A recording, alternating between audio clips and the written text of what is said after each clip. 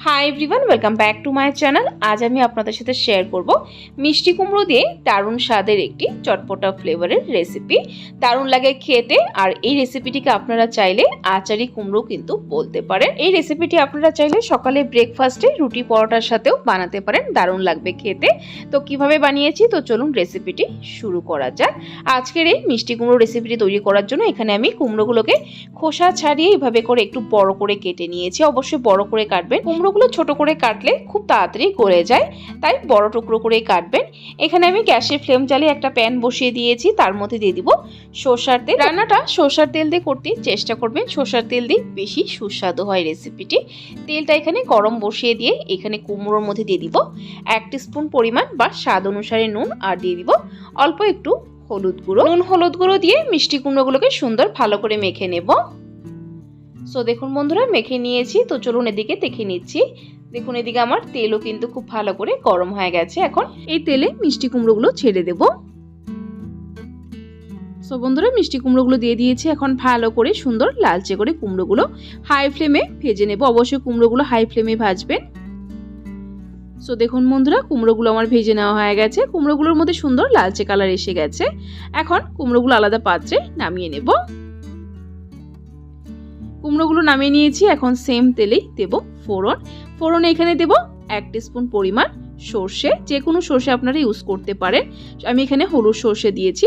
সর্ষেটা দেওয়ার পর একটু ভালো করে নেড়ে চেড়ে নেব। তারপর এর মধ্যে অল্প একটু হিং দিয়ে দিব। হিঙে কিন্তু দারুণ একটা ফ্লেভার আসে, অবশ্যই দেবেন। এখন 10 থেকে 15 সেকেন্ড সময় নিয়ে ভালো করে ফোড়নটা ভেজে নেব। সো দেখুন বন্ধুরা, ভালো করে ভেজে নিয়েছি। এখন এর মধ্যে অ্যাড করব আদা কাঁচা লঙ্কা বাটা। এখানে আমি 2 টিস্পুন পরিমাণের মতো আদা কাঁচা লঙ্কা বাটা দিয়ে দিলাম। এখন আদা কাঁচা লঙ্কা বাটাটাকে ভালো করে কষিয়ে নেব তেলের মধ্যে।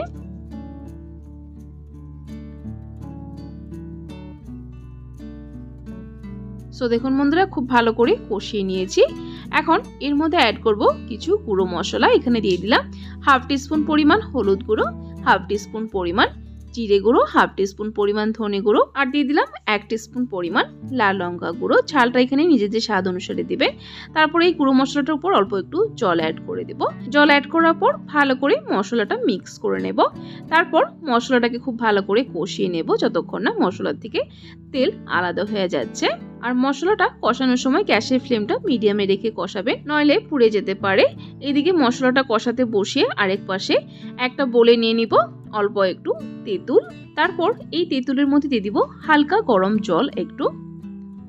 তারপর এইভাবে করে তেঁতুলটা একটু সময়ের জন্য ভিজিয়ে রেখে দেব, যাতে করে তেঁতুলটা সুন্দর নরম হয়ে যায় আর পাল্প বের করতে সুবিধে হয়। দেখুন এদিকে আমার মশলাটা খুব ভালো করে কিন্তু কষানো হয়ে গেছে। মশলা থেকে তেল আলাদা হয়ে বেরিয়ে এসে গেছে। এখন এর মধ্যে অ্যাড করব ভেজে রাখা মিষ্টি কুমড়োগুলো। মিষ্টি কুমড়োগুলো দেওয়ার পর ভালো করে মশলার সাথে 1 থেকে 1.5 মিনিট সময় নিয়ে মিডিয়াম ফ্লেমে কষিয়ে নেব।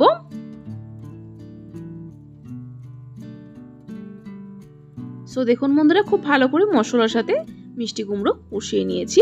এখন এর মধ্যে অ্যাড করব জল। জলের পরিমাণটা আপনারা নিজেরা বুঝে দেবেন কতটা গ্রেভি রাখতে চান। জলটা দেওয়ার পর ভালো করে নেড়েচেড়ে মিক্স করে একটা বয়েল আসার অপেক্ষা করব। সো দেখুন বন্ধুরা, একটা বয়েল এসে গেছে। এখন ভালো করে একবার নেড়ে চেড়ে তারপর এর মধ্যে অ্যাড করব নুন। নুন আগেও দেওয়া হয়েছে, টেস্ট করে প্রয়োজন অনুসারে নুনটা দেবেন। তারপর অ্যাড করব 1/2 টিস্পুন পরিমাণের মতো চিনি।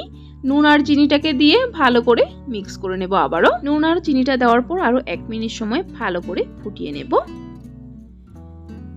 তারপর এইদিকে যে আমি তেঁতুলটা ভিজিয়ে রেখে দিয়েছিলাম সেটাকে ভালো করে এইভাবে কচলিয়ে তেঁতুলের যে পাল্পটা আছে সেটা বের করে নেব। দেখুন বের করে নিয়েছি। এখন বীজগুলো আলাদা করে ফেলে দেব। আর এই যে পাল্পটা বেরিয়েছে সেটা এর মধ্যে দিয়ে দিব। তেঁতুলের পাল্পটা দেওয়ার পর ভালো করে একবার মিক্স করে নেব।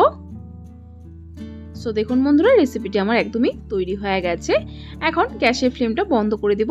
তেঁতুলটা দেওয়ার পর আর বেশি সময় কুক করার প্রয়োজন নেই, আর একদম লাস্টে তেঁতুলটা দেবেন। সো বন্ধুরা, রেসিপি তৈরি হয়ে গেছে। এখন গ্যাসের ফ্লেম বন্ধ করে দেব। তারপর আলাদা পাত্রে সার্ভ করে নেব।